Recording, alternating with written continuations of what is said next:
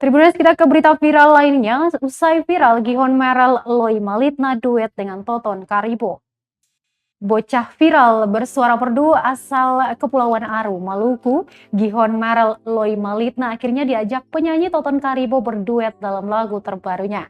Hal itu diumumkan Toton Karibo pada akun TikTok miliknya Toton Karibo 30 pada Senin 15 November 2021 malam. Video tersebut menampilkan foto Toton Karibo dengan Gihon Merel yang dikolase dengan warna hitam putih. Latar lagu yang dipakai pun merupakan cuplikan lagu kolaborasi Toton dan Gihon Merel. Dalam unggahan tersebut, Toton menuliskan bahwa dirinya akan berduet dengan penyanyi cilik bersuara emas tersebut.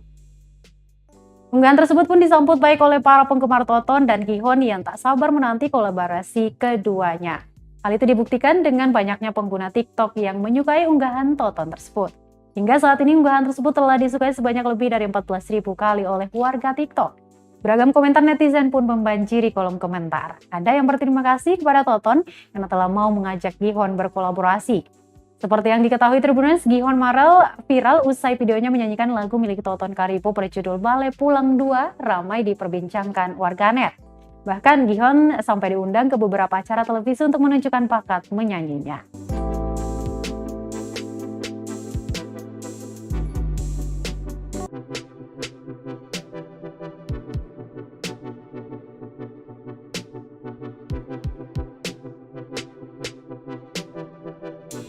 Terima kasih sudah nonton.